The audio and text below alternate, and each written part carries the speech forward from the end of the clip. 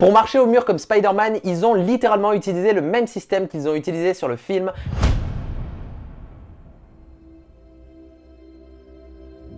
Salut à tous, on se retrouve pour une nouvelle vidéo où on va analyser les secrets de Zach King. Oui, encore une vidéo sur ce monsieur, mais bon, il fait que sortir des trucs cool et moi je peux vous apprendre des petits trucs avec ce genre de vidéo. Alors c'est tout bénef pour vous. Alors c'est parti pour cette nouvelle analyse de Zach King. Aujourd'hui, on va analyser la vidéo qu'il a créée pour la sortie du DVD de Spider-Man. Donc c'est une vidéo sponsorisée sur Instagram.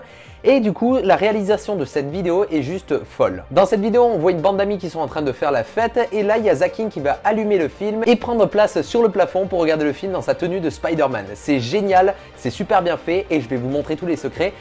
Maintenant, déjà parlons de la transformation de Zach en Spider-Man. Ils ont tourné deux plans, un avec Zach normal et un avec Zach en tenue de Spider-Man. Pour la première transition entre les deux, ils ont utilisé des masques pour faire une transition progressive. Ça veut dire qu'ils ont masqué Zach King et ensuite ils ont animé tous les petits points du masque pour les rassembler au centre pour avoir donc cette transition. Et ensuite ils ont chopé un modèle 3D de Spider-Man pour faire un rendu en wireframe. C'est quoi le wireframe? Eh bien le wireframe c'est un rendu qui va montrer le maillage de ton modèle 3D. Et là tu vas me dire oui mais qu'est-ce que c'est le maillage? Eh bien, en gros, un objet 3D est constitué de points, d'arêtes et de faces. Et c'est ça qui va donner le volume à notre objet 3D. Donc, ils ont pris le maillage et ont créé des effets de lumière pour que tout fonctionne bien et que ça crée un effet un peu technologique super stylé à la Spider-Man. Bon, cet effet-là n'était pas vraiment compliqué, mais maintenant, on va regarder l'effet qui t'intéresse. C'est Spider-Man qui marche au mur, mais comment a-t-il fait ça? C'est quoi ce bordel? Eh bien, je vais te répondre maintenant. Pour marcher au mur comme Spider-Man, ils ont littéralement utilisé le même système qu'ils ont utilisé sur le film Inception avec Leonardo DiCaprio, le film de Christopher Nolan qui est juste ouf, et il y a une scène dans ce film où on les voit se foutre sur la gueule dans une sorte de corridor d'hôtel, et du coup la scène commence à tourner et tu les vois marcher de mur en mur. Eh bien, c'est exactement le même système. En fait, cette pièce que tu vois là n'est absolument pas réelle. Ils ont utilisé un studio. Et du coup, cette scène est faite dans une sorte de cube et cette espèce de boîte est dans une armature qui va tourner à 360 degrés et la caméra va être posée sur une des faces, la face où les gens sont assis sur le canapé, et la caméra va tourner.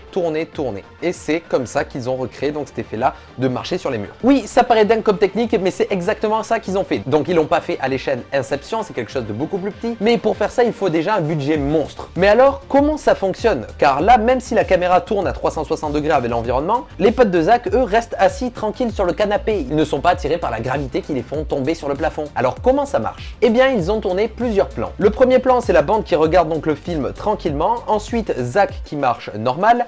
Puis Zach en Spider-Man qui marche sur les murs. Et pour fusionner tous ces plans, ils ont utilisé la technique de la rotoscopie, du détourage donc. Et comment on peut le voir? Eh bien, si on regarde à ce moment-là de la vidéo et à cette frame, on peut voir un gros décalage sur le mur et les éléments du décor. Donc si tu fais frame suivante et frame précédente, on voit vraiment qu'il y a un gros décalage. Et ça, c'est dû à un gros masque qui a été animé pour faire la fusion entre tous les plans pour que tout marche bien. Donc ils ont dû animer un tas de masques et ça, tu ne le vois pas, mon vieux. Mais celui-là, il saute aux yeux. Ou du moins, il saute à mes yeux. Et du coup, c'est comme ça qu'ils ont fait marcher Zach sur les murs. C'est juste incroyable. Ensuite, comment fait Zach King pour tomber sans se faire mal? Eh bien, c'est un peu le même processus que les deux techniques d'avant. Comme tu peux le voir, ils ont utilisé des masques pour faire la transition entre le Spider-Man et le corps normal de Zach King.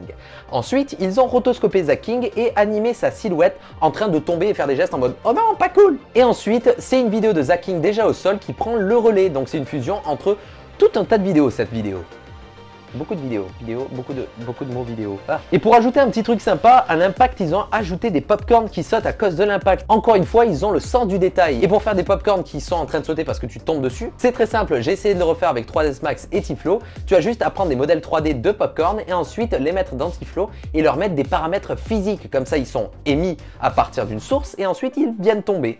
Voilà, c'est comme ça qu'on fait des popcorns, ça prend 2 secondes, mais il faut y penser. Il faut penser aux détails. Et ça c'est quelque chose que je note vachement dans les vidéos de Zach King. Voilà, maintenant tu connais tous les secrets de la vidéo Spider-Man de Zach King. C'est juste dingue qu'ils ont utilisé le même système que Inception pour une vidéo de 10 secondes. J'imagine même pas le budget qu'il y a derrière. Et il y a encore quelques petites choses comme par exemple le projecteur qui est sur le mur est probablement faux, ainsi que les petits rayons que tu vois qui sortent du projecteur. Ça c'est de la 3D aussi, mais bon, pas la peine que je le mentionne, c'est assez simple à réaliser. Voilà, j'espère que cette vidéo t'aura plu. N'hésite pas à m'envoyer encore plus de vidéos de Zach King sur mon Instagram, c'est atom_visual. Viens t'abonner, moi aussi j'essaye de refaire des petits effets sympas comme lui. Et si tu n'es pas encore abonné à la chaîne, eh bien fais-le parce que ça fait vivre la chaîne et plus on va être sur cette chaîne, plus j'aurai les moyens de faire des choses encore plus cool. Mais je vous fais confiance, partagez, likez, abonnez-vous. On se retrouve très prochainement pour une nouvelle vidéo. C'était Atom, ciao.